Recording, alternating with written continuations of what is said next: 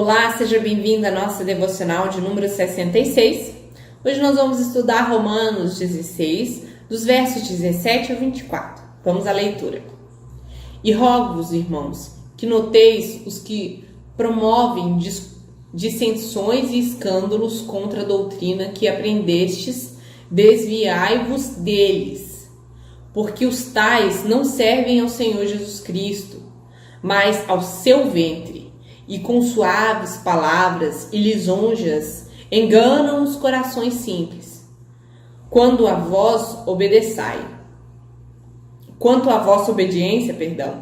é ela conhecida de todos. Comprazo-me, pois, em vós, e quero que sejais sábio no bem, mas simples para o mal. E o Deus de paz esmagará em breve Satanás debaixo dos vossos pés. A graça do nosso Senhor Jesus Cristo seja convosco. Amém. Saudai-vos, Timóteo, meu cooperador, e Lúcio, Jasson e Sosípatro, meus parentes. Eu, Tércio, que esta carta escrevi, vos saudo no Senhor. Sauda-vos Gaio, meu hospedeiro, e de toda a igreja. Saudai-vos Erasto, procurador da cidade, e também o irmão Quarto. A graça do nosso Senhor Jesus Cristo seja com todos vós. Amém. Bom, Paulo, nesse ponto da carta, traz uma surpreendente exortação acerca do ensino diferente do evangelho ensinado até então aqui na carta de Romanos. Além disso, ele lembra de mais alguns irmãos e temos uma saudação uma saudação da pessoa que escreveu a carta para Paulo. Vamos entender melhor isso? Vamos lá. No verso 17, ele manda ficar de olhos abertos contra as pessoas que estão nas igrejas casas. E antes deste ponto da carta, não parecia ter presença de falsos profetas no meio da igreja, porque ele não cita em momento nenhum, mas agora ele toca nesse ponto. Essas pessoas estavam nas igrejas ou faziam parte da igreja ou estavam chegando. A fama dessas pessoas já eram conhecidas por sua habilidade de colocar dificuldades na igreja, colocando divisões ou rachaduras, provocando grupos dissidentes. Eles tendiam a se rebelar contra a doutrina apostólica. A palavra escândalo, que já se refere a questões morais, pelo seu modo de viver, tudo em desacordo da doutrina recebida. Ao que tudo indica, eles eram líderes ou obreiros ou mestres, e as grandes divisões da igreja na história geralmente se deu no âmbito de liderança, e não do povo. As rachaduras partem daqueles que exercem algum tipo de liderança. Mas qual seria este ensino divergente da doutrina apostólica? Não há consenso sobre esse assunto, sobre os estudiosos, eles não consensam sobre qual era essa questão. Mas provável que seja o ensino judaizante, porque Paulo trata muito sobre isso na carta aos Romanos. Tendo em vista que a própria carta trata dessa situação com os judeus convivendo com as leis mosaicas, com a lei mosaica, diante da realidade do cumprimento da lei. O calendário judaico, a dieta judaica e as dificuldades de convívio entre irmãos judeus e gentios convertidos. Então, é muito provável que quem fomentava isso para trazer dificuldade no convívio dos irmãos sejam esses falsos profetas.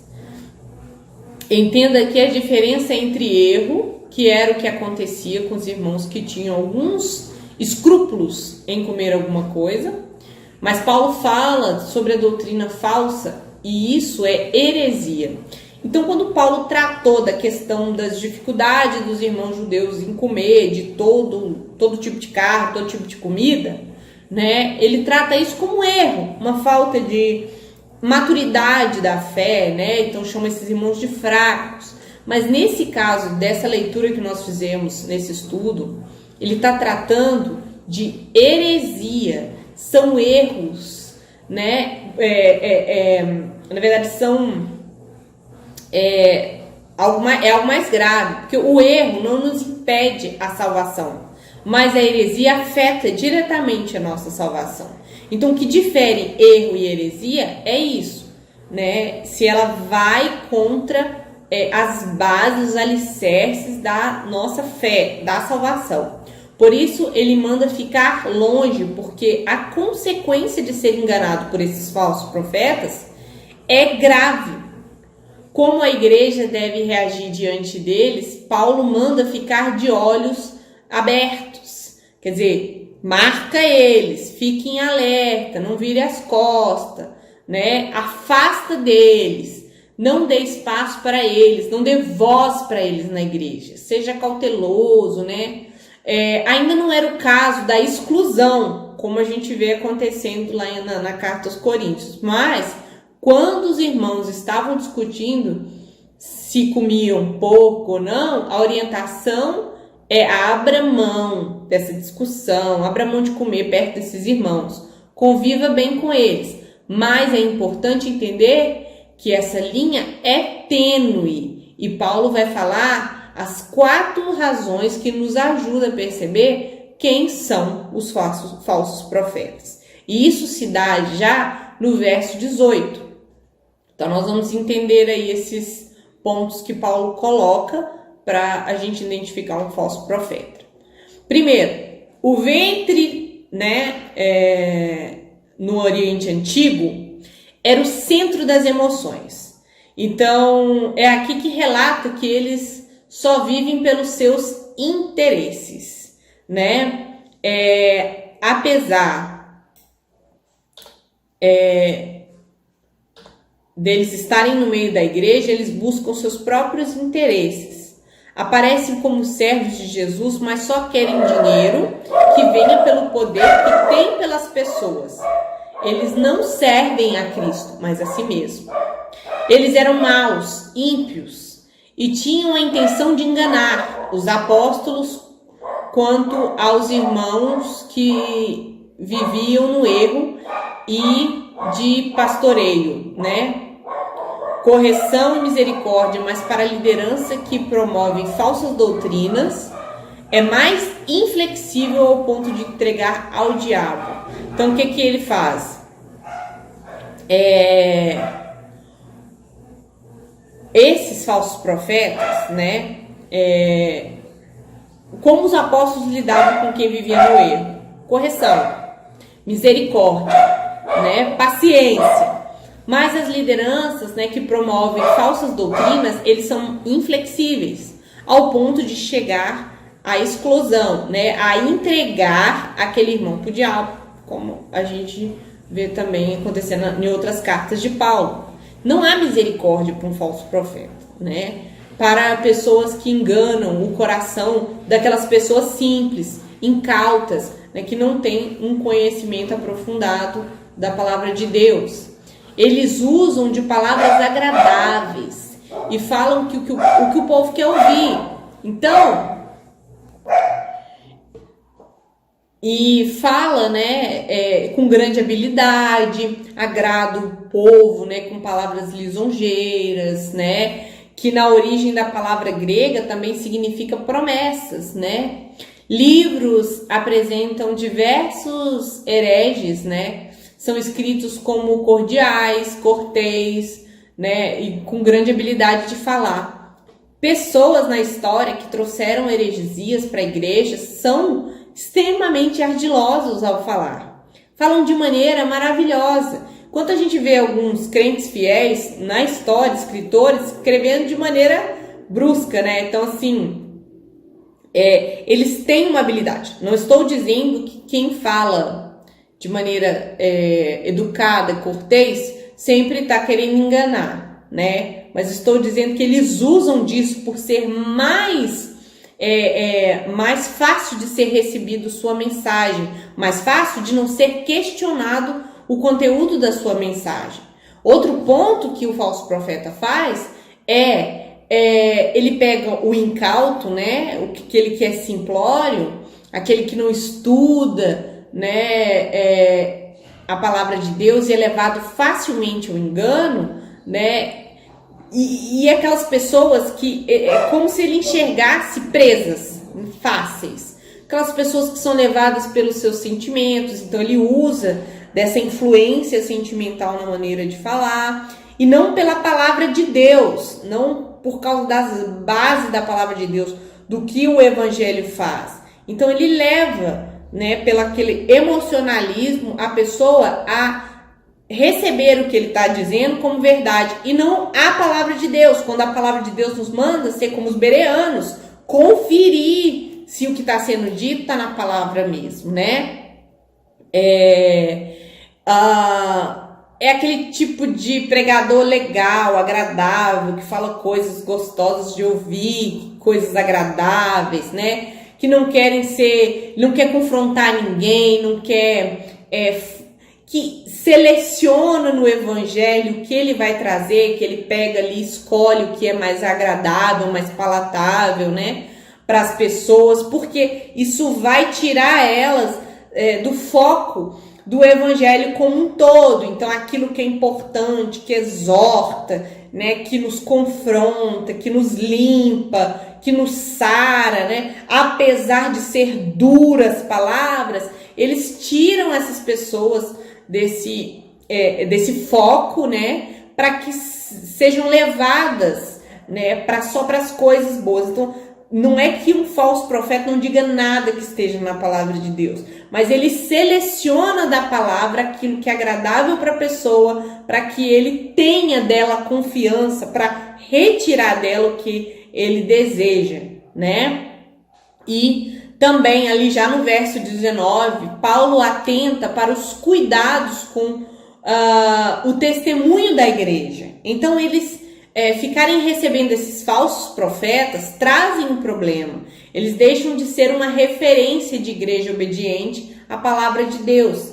Por isso a chamada não dá voz a esses profetas, não dá cargos, não dá liderança, não dá a eles autoridade dentro da igreja, porque isso vai prejudicar a imagem daquela igreja, né? O testemunho onde ela está, porque ela vai passar a ser vista não como uma igreja que segue a palavra de Deus.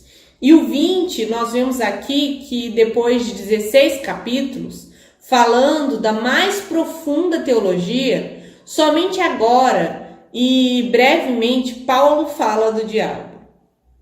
Na verdade, ele fala da derrota de Satanás, né? Satanás não deve ser centro do culto, não deve ser centro da pregação. Ele é uma nota de rodapé na revelação de Deus. É o diabo quem está por trás dos falsos profetas. Mas Paulo diz para resistirmos, pois vitória Deus nos dará sobre, e já nos foi dado em Cristo sobre o diabo. Outro ponto, Paulo lembrando da promessa de Gênesis, que a descendência da mulher irá esmagar a cabeça da serpente, e os crentes participarão dessa vitória. Vamos julgar os anjos. Então Paulo nos anima a resistir. Então, se nós vamos julgar os anjos, Deus tem uma vitória para nós. Nós temos vitória sobre o diabo em Cristo Jesus, Então, nós somos animados a resistir aqui nessa passagem por Paulo. E ele termina invocando a graça e a paz do Senhor Jesus Cristo. Parece que Paulo não consegue acabar a carta, Então, assim, ele tenta terminar várias vezes. Mas no 21, se antes Paulo alerta sobre os mensageiros do diabo, agora ele vai apresentar bons obreiros saudando esses irmãos. Ele começa ali por Timóteo, que dispensa apresentações, pois Paulo escreve 2 cartas pastorais a ele, mais uma saudação, além de Timóteo, aos cooperadores e parentes. No 22, ele cumprimenta Tércio, que era o manuense. E havia duas formas de escrever uma carta. Ou um ditado curto, né, que ele passa um rascunho a um amanuense, e aí o amanuense preenche o esqueleto, né, desse rascunho de ditado aí, e o ditado longo em que Paulo ditava e a pessoa escrevia. No caso de Romanos foi esse caso, em que ele ditava e Tércio ia escrevendo. E nesse ponto, Paulo abre a Tércio uma oportunidade de saudar os irmãos, né? E aí Tércio, né, faz uma saudação, falando que eu escrevi a carta, né? Tô saudando todo mundo. Erasto, que era um homem rico de posses, que havia se convertido e estava em Corinto com Paulo quando escrevia esta carta, e o irmão Quarto, que ninguém sabe quem é, mas ficou registrado na história, né? Paulo não estava demonstrando que ele não estava fazendo seus planos ou seu trabalho sozinho. Ele acreditava no trabalho de equipe e reconhecia o valor desses bons obreiros. E aí ele cumprimenta Gaio no 23, né, que era quem o hospedava, né, em sua casa, onde também funcionava uma igreja. E o 24, uma saudação aos irmãos novamente. Então vamos às aplicações. Esse texto mostra que a doutrina do Evangelho já está definida no tempo de Paulo. Sem uma doutrina definida no século I, não teria como identificar falsos profetas. Se não houver definição nas doutrinas centrais, ou seja, Deus já revelou o que tinha de falar. Isso, para nós, é importante, pois os católicos acreditam em revelação contínua, como os espíritas, os mormons, os testemunhas de Jeová. A importância de aprender a doutrina nos nossos dias é saber o mesmo do tempo de Paulo, é discernir os falsos ensinos. Mas isso não nos pode ser motivo para ser orgulhosos, arrogantes, né, em cima dessa doutrina. Não será qualquer pregador agradável também que irá nos iludir. Igreja não é lugar de se sentir bem, conhecer pessoas, ter seus desejos de casamento, casa, emprego e todos os outros desejos de vida. O que nos salvará é a verdade e devemos valorizar isso na nossa igreja. Outro ponto é as pessoas que recebem tudo, não tem doutrina, não chega a conclusão nenhuma, não sabe para onde vai nem para onde vem, né? Que não tem filtro para discernir o que é engano e o que é verdade. Então, esse é um ponto que nós temos que ter. A importância da doutrina é essa, nos auxiliar nisso, nesse discernimento, né? Não ficar engolindo tudo. Que sejamos misericordiosos com os irmãos que ainda vivem no erro, mas que sejamos firmes quanto aos falsos profetas. Vamos orar? Senhor, nós te agradecemos, ó Deus, pela importância dessa exortação. Se era tão importante no tempo de Paulo, quanto mais nos dias de hoje, permanecemos na necessidade de discernir os falsos enganos, os falsos profetas, a sabedoria segundo esse mundo, para que possamos permanecer no caminho, seguindo a verdade de forma irrepreensível. Muito obrigada, Senhor, por nos alertar sobre a importância de discernir o Teu Evangelho, que por meio da doutrina já estabelecida pelos apóstolos, ó Deus, possa ser nossa regra de prática, de fé, ó Deus, para nos conduzir, ó Deus, ao encontro ao Senhor e não ao engano.